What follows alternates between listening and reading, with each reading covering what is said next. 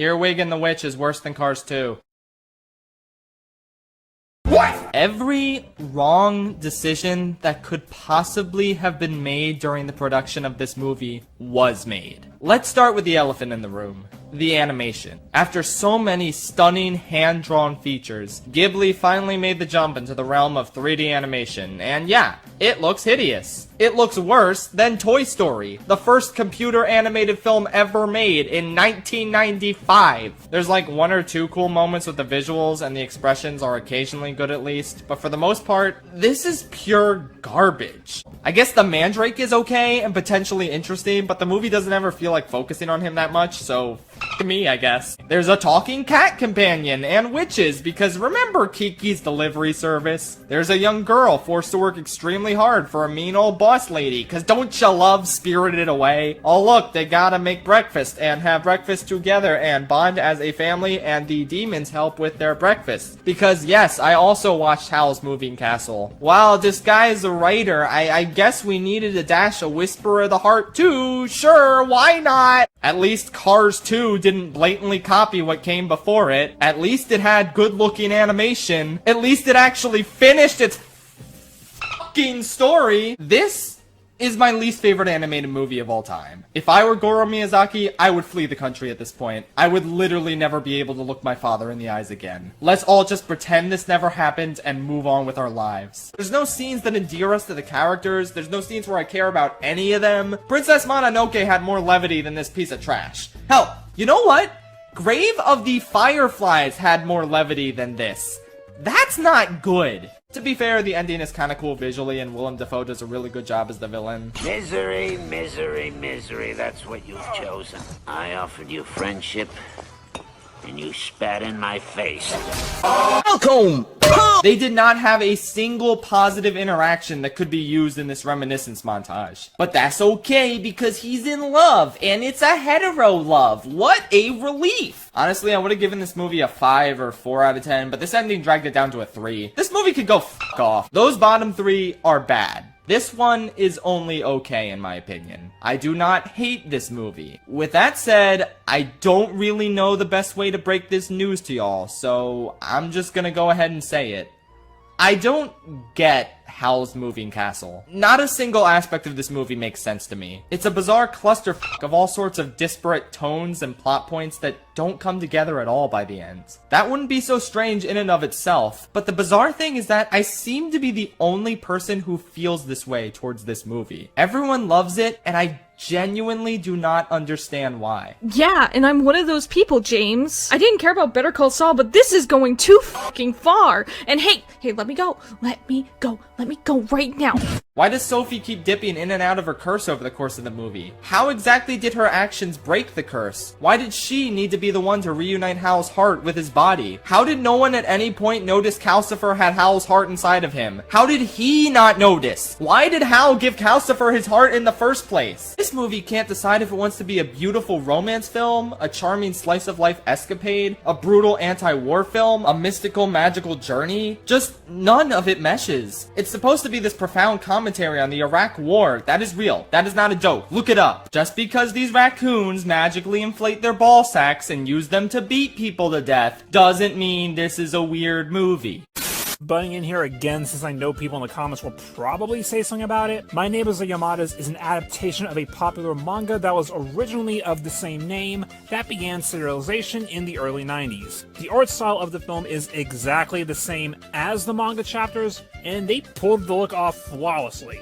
I do not know if the vignettes here are direct adaptations of the manga or if they're originals to the movie. I didn't see anything about it in my research. And by research, I mean browsing the Wikipedia article for 5 minutes. It's kinda hilarious that Nonoko doesn't get much screen time in the film because she was actually the most popular character in the manga.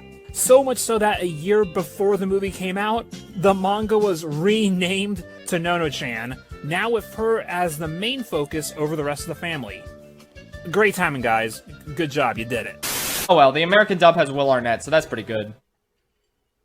What's up, bitches? This one's got a ton of really funny moments, and I highly recommend the English dub just for Tim Curry alone. That's me, babe. Yes, Tim Curry plays this insane cat king, and it's truly incredible. Whoever's next better not stink, got it? I really liked what an irresponsible driver Sosuke's mom is. Like, holy shit, you're lucky you and your son both survived. After Tales from Earthsea, this was a godsend. Whatever you do, don't watch Tales from Earthsea. Worst mistake of my life. Also, I'm not gonna hold this against the movie since it's a problem with the English dub, but man, I can't stand their voices. They're not awful, but Pazu's voice just doesn't sound like it fits a child character at all, and it's really distracting. And Sheeta switches accents like every other line. Like, is she British? Is she Australian? Is she American? I can't concentrate if you- Yeah, pick one. Pick one. Also, it's a little weird how these pirate boys are confessing their love for Sheeta when they seem to be adults and she's like a kid. You want to explain to me what you're doing? I also love the ending dogfight between Porco and his rival, especially when they run out of ammo, so it just devolves into them getting out of their planes and beating each other to death. Also, how many innocent bystanders do you think died in this dogfight? Like, holy shit. Should I go into details about the romance and what actually happens within the plotline? No, I don't think I will. This is a man that knows how to marry his cousin. Oh my god, shut up, Elroy, no!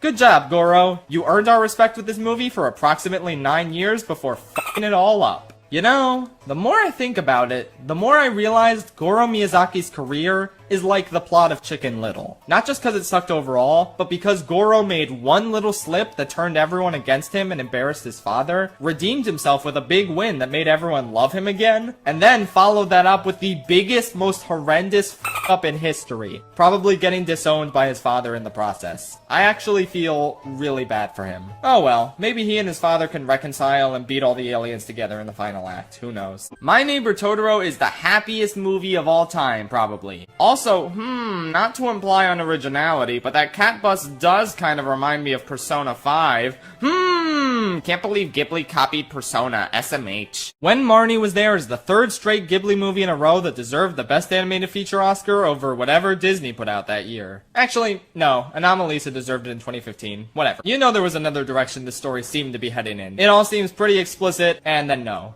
Oh well, I don't consider it to be malicious queerbait like some other pieces of media. I mean, Anna is still definitely gay, like there's no debate, right? She'll find a nice girl someday. She feels like a real person and not just a power-hungry lunatic. I also loved watching this and seeing how much Breath of the Wild was inspired by it, both in terms of the visuals, but also the overall tone and feel of both pieces of art. Like, I could easily picture Link stumbling into Irontown during his journey. Not to mention how eerily similar the forest spirits in this movie are to the Koroks. And now we got this sequel where Link has a cursed arm from touching a demonic force. I mean, come on, it's not even subtle anymore. I don't have any jokes for this one. I don't even know if I have anything I can really say at all. Grave of the Fireflies eviscerated my heart in a way that no other movie has done before. Kiki's Delivery Service is one of only 2 Ghibli movies that I already saw before making this ranking, and I sure picked a good one to already see beforehand. It's funny, it's whimsical, it's magical, the characters are all memorable and enjoyable. I mean, aside from Tambo, he's kind of weird and creepy. Because Spirited Away had the top spot in the bag. There's no way it would ever get ranked at number 2, and I was absolutely right about that. Number 3 is Spirited Away. What? Every other list has Spirited Away at number 1. I prefer to be honest with myself about the movie that means the most to me personally. Okay, that was a lot of rambling about not Spirited Away, so let's ramble about Spirited Away now. Honestly, a TV show featuring all these characters would probably slap. Everyone has said every possible good thing about this movie. It's a 10 out of 10 masterpiece. I'm so glad it was my introduction to Ghibli, and it should probably be everyone's introduction to the studio. It's Hayao Miyazaki's best film, it's his magnum opus, and it's also the magnum opus of Studio Ghibli as a whole. It's goddamn Spirited Away. What the hell else needs to be said?